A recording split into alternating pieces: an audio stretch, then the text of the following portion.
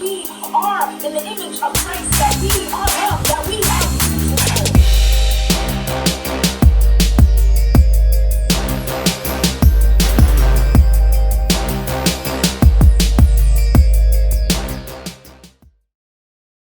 Welcome back to the Journey channel. I am Chelsea J, and I'm so glad that you are tuning in because we have a special guest today. Her name is Joan Johnson, aka Momma Jay. Yep, I'm her mama. She's in the building today. She is a new self concept coach. She has the Soul Train Express, which sends daily encouragement, inspiration through text. We all need encouragement, y'all. And she also is an author. She wrote a book that is focusing on children and how you can help children pray. It's a spiritual guide for prayer. And for those that have kids, I encourage you all to purchase the book. You can find it on lulu.com. So since we are really focusing a lot on rebuilding from the inside out, it is important to not only dive into the scriptures, but also seek wise counsel. As I mentioned in my other video about rejection, is that we have to have friends, associates, assignment, and advisors. Part of the advising portion of that relationship is having wise counsel, biblical wisdom. So I wanted to seek wise counsel and address certain questions that's going on with the nation, and also address certain questions that I can't fully answer as a parent could answer, and how we can handle the things that's going on and become rebuilt in the midst of what is going on with our nation and in the midst of brokenness. So, Momma Jay. So you come from a different generation, obviously, than I have. Yeah. And, I wanted to know your view from your generation compared to this current generation, even my generation, regarding the racial division in this nation. What occurred in your experiences when you were younger, and how did you handle it, and what are you seeing now that is completely different? Okay, my view differs from my generation to this generation. Oh boy, but I have to go back and tell you about a little bit about what was in my generation. We grew up with, the dawn of the Cold War, Civil Rights movement, the Black Panther Party. There was Black Panther? Yes, Black Panther Party, and all those types of things that, you had upheavals and uprising and social injustice and a lot of lawlessness back then, as you do now. But we handled it differently back then. I handled it differently back then. My parents and the way I was raised, we had a more respect, for people in general. There was an expression, people used to be lovers of people and users of things. And I think the difference is now they are lovers of things and users of people. Wow. So that's what I see now. There's a lot of hatred.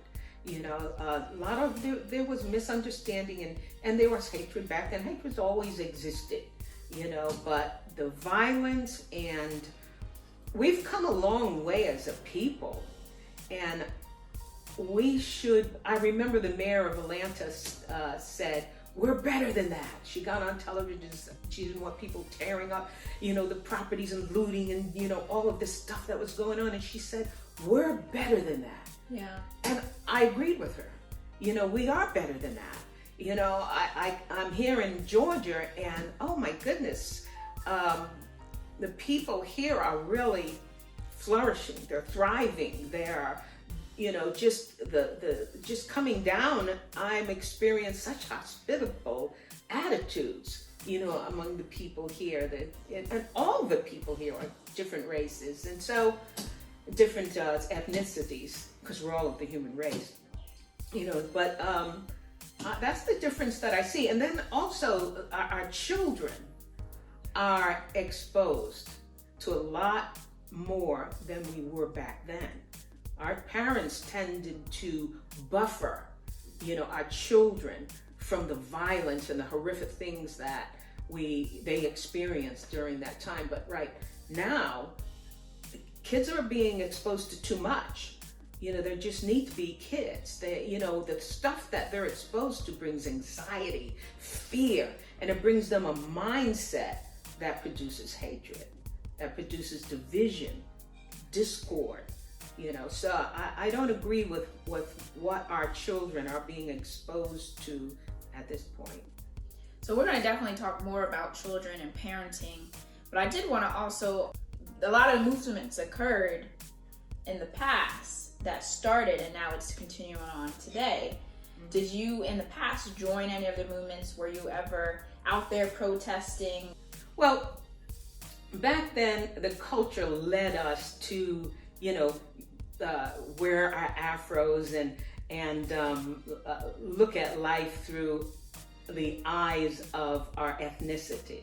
Okay, but you see, my father taught me that my identity is in Christ. I was raised up a Christian. So there was a conflict there.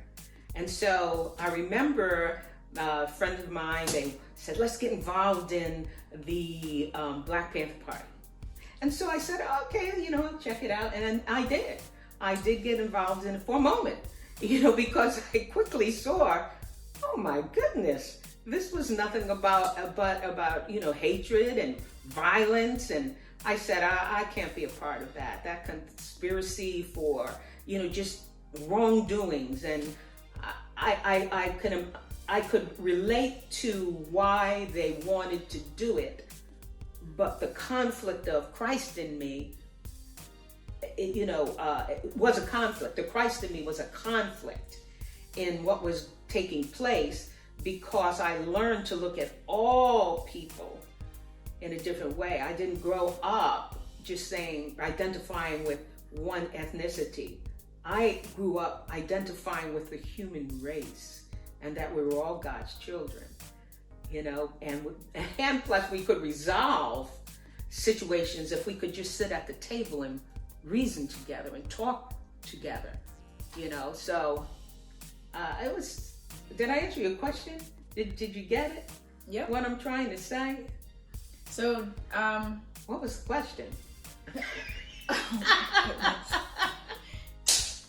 So I guess, have you ever encountered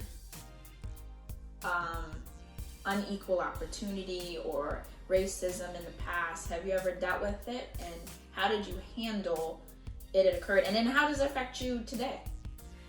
Sure, I dealt with different things coming up, but I was really a secure kid, because of my parents, the name calling. I remember I went to get an apartment, and when I called and made an appointment and to go, but I looked at the apartment, and when I came back, they told me the apartment was already taken.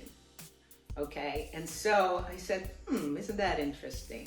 So I called back and I used a very obvious Jewish name. And then they told me that it was available. And this was in the same day.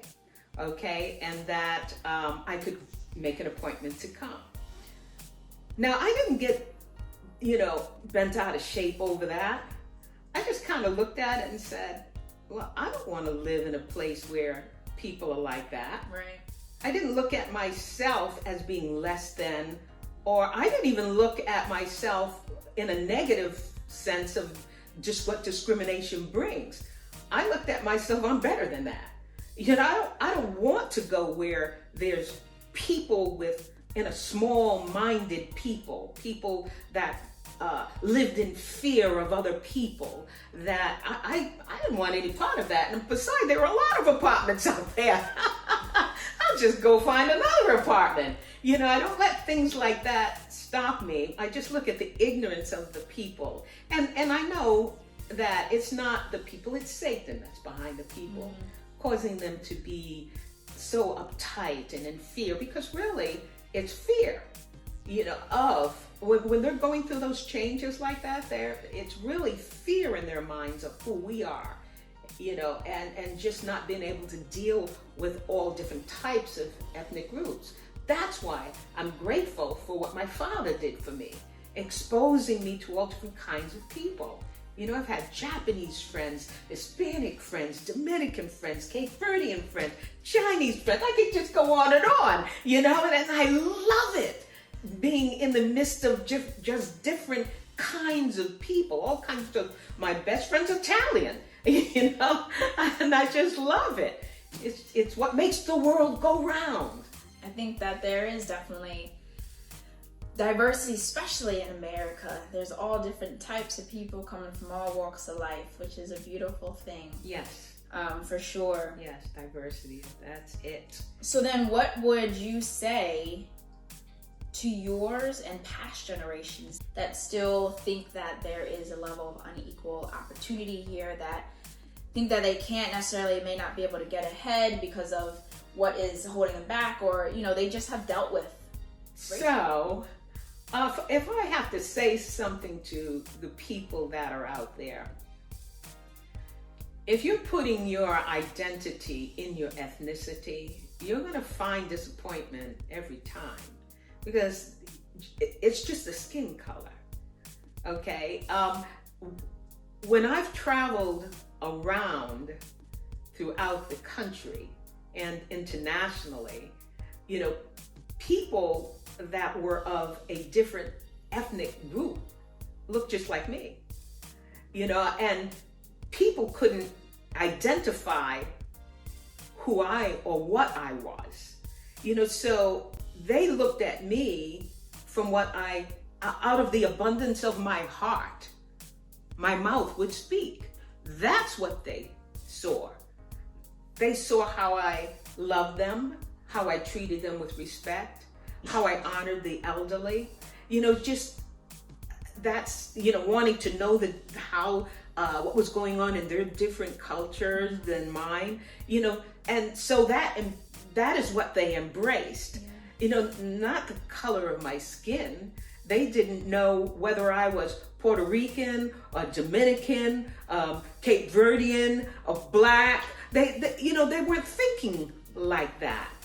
So you really need to have your identity in Christ. You are greatly loved by the creator of the universe. Mm-hmm. He loves you. He's God, and he created you in such a perfect way. And actually, we're all made out of dust. If you think about it, you've got all kinds of dust balls rolling around the world, and they're thinking they're this, and they're thinking they're that, and they're pride-filled and puffed up. They're just dust. We are dust. So I think that the greatest thing that you can do is to love yourself, love the skin you're in, love who you are, look to develop the inside out. And that's what people are going to see, that light from the inside out shining and touching and changing lives. And there's a scripture in Ephesians 4:29, and basically what it says is not to let any unwholesome words come out of your mouth, to build others up and inspire life, for those who want to hear. And that's what we should be doing, is encouraging others, bringing life and light wherever we go. If someone comes against you, and you got to really look at what the situation is. I remember Daddy and I were riding down the street one day, and a pickup truck was driving along, and they flipped us the finger and they said the N-word. No, they did. Yes, they did. It was hilarious to me. TJ and I, we just laughed about it. And I laughed about it because, see, they think that can hurt me. That doesn't hurt me. That shows me the stupidity and the ignorance of that person. and the fear that they live in and the turmoil that's going on in them, it can't affect me at all. I know who I am. I'm a child of the Most High God. Go ahead, Mama. I am above and not beneath. I am the head and not the tail. And I can do all things through Christ who strengthens me. For greater is God that lives in me than he that is in the world. And no weapon formed of hatred against me shall prosper. I have the mind of Christ, so I can decipher these things well, and that's what I taught to my kids. Come on, somebody. That's what I want to leave you with, okay?